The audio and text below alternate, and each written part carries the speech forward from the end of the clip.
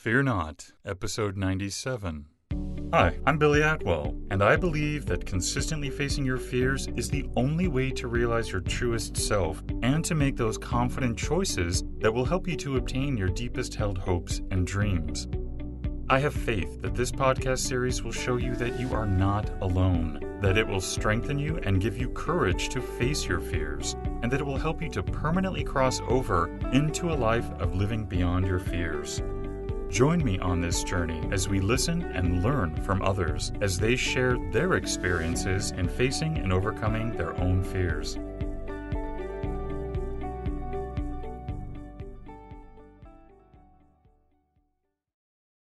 Hello, everybody. Today, you and I are going to be joined by Courtney Kinney. Welcome, Courtney. How are you today? I'm doing great, Billy. How are you? Yeah, I'm doing pretty well myself, thank you. Are you ready to fear not today? I am ready. Courtney is an author of 4 books on creativity and writing, including Creating Space to Thrive, Get Unstuck, Reboot Your Creativity, and Change Your Life. Her undergrad studies in psychology led to a fascination of how our minds work and what motivates us. Courtney spent 16 years as a project manager working for high-tech companies in both the U.S. and Australia. After a layoff in 2015, she spent time exploring her creative side and rediscovered her love of writing. Recently, she started a consulting business where she helps authors launch best-selling books. Courtney also blogs about creativity, writing, and self-publishing on her website, projectmanagerwriter.com. Courtney, can you take a few moments to fill in the gaps and maybe also give us a brief glimpse of your personal life? Sure, Billy. As you mentioned, my career for many years was as a project manager. So I'm obsessed with productivity and getting things done. And more recently, my focus has turned toward writing, creativity, and also how to make a living as a writer and as a creative person. And this really stems from my college years where I studied psychology and I worked with a professor in a lab where we studied anxiety. So it's led to a lifelong fascination with how our minds work and how we're motivated. Um, I live in the city of Chicago. As you mentioned, I love to travel. I was fortunate early in my career to have lived in South Australia and did a lot of traveling in Asia and Europe, as well as in Canada. So love to travel, explore the city of Chicago, and write and work on my creativity. Sounds great, and thank you so much for sharing that. Courtney, would you also share with us today one of the biggest fears you've had to face? Yes. So my biggest fear is not being good enough. I grew up in a hardworking family, and I felt a lot of pressure to get the best grades and later on in my career to climb the corporate ladder. And a lot of that pressure I placed on myself. And as a result, my self-worth was really tied up in my career, and I ended up being a workaholic for many years. And I had a huge wake-up call a few years ago when my company, I had worked there for 15 years, suddenly laid me off. And along with many other coworkers at the time, the company was doing poorly. And although it wasn't my fault, I felt like a failure. So I took time off to step back and reboot my life. I felt that something was wrong. I felt burned out, and I didn't even enjoy the job that I had been laid off from. So I started reading a lot of books about career and creativity and entrepreneurship. And I also made a list of all the things that I had been wanting to do for a long time, but I couldn't get to them because I was so busy working. And at the top of my list was writing a book. It had been a lifelong dream of mine, and I decided to funnel the hurt and the rejection that I was feeling into writing. And so writing helped me deal with my stress and became a creative outlet for me.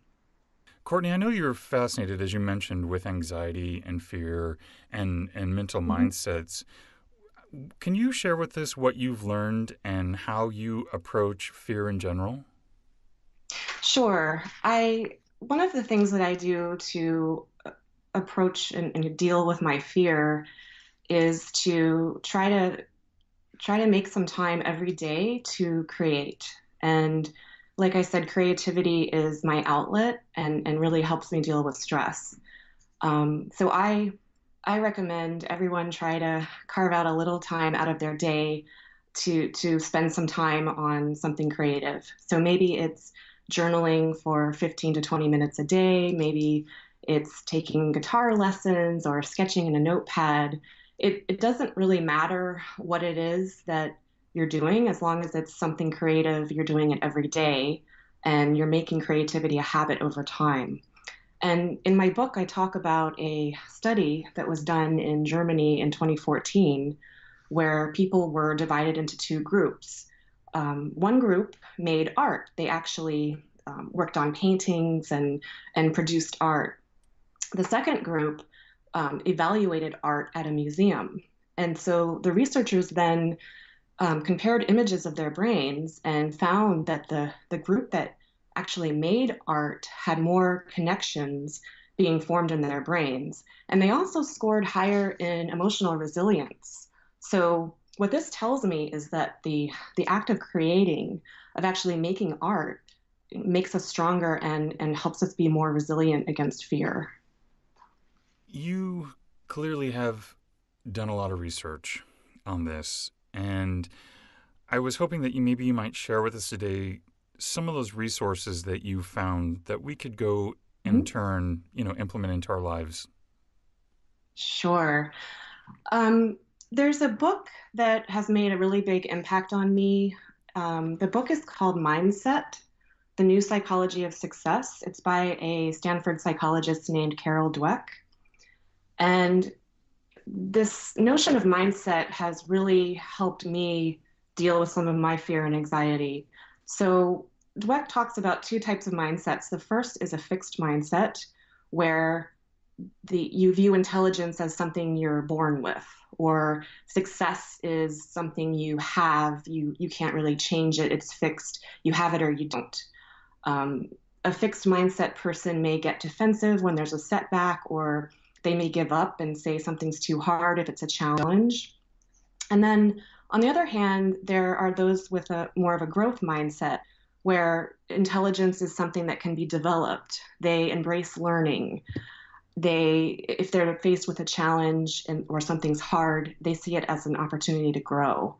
And so Dweck has done a ton of research over the years and found that you can change your mindset from fixed to growth.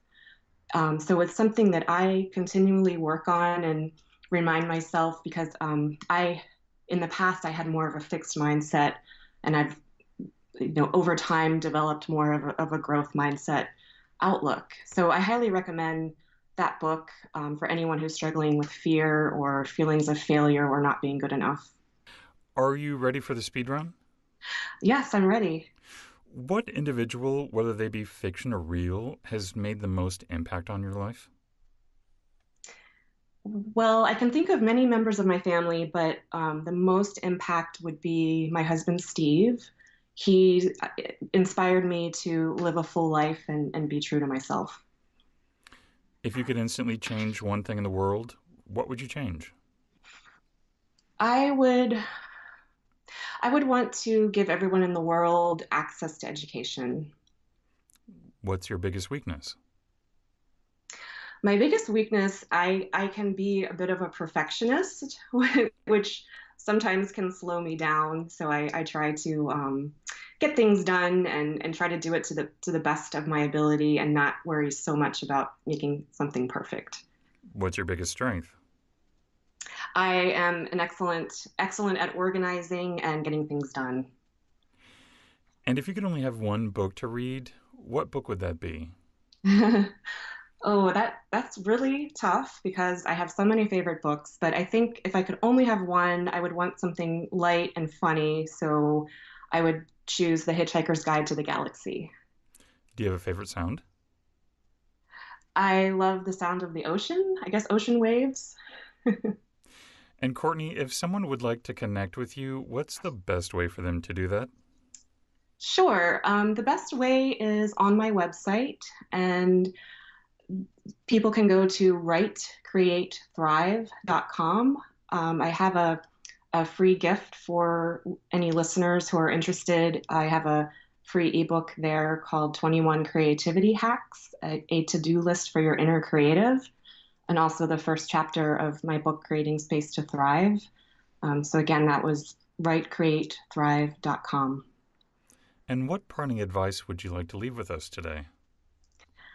I would say creativity is so important, and make space in your life to practice creativity, especially if you're struggling with fear or feelings of not being good enough. Even just 15 minutes a day of journaling can be a great way to get started. Sounds like great advice, and thank you so much for that. I also want to let everyone know, too, that Courtney has generously donated a copy of her book, Creating Space to Thrive. So if you would like an opportunity to win that book, visit the giveaways page at livingbeyondyourfears.com and submit your free entry form today. Courtney, I want to thank you so much for coming on the show today and being generous with your time and your wisdom and your knowledge. Thank you, Billy. It was my pleasure. Thanks. Thank you for joining me today. And remember, you cannot achieve everything, but you do have the God-given ability to achieve anything. So stay focused, out of fear, and keep on keeping on. Until next time, be well and peaceful. For more information on today's episode and guest, or for resources that will assist you in overcoming your fears, visit livingbeyondyourfears.com. And don't forget to subscribe to this podcast, where 3 times a week we move to a life beyond our fears.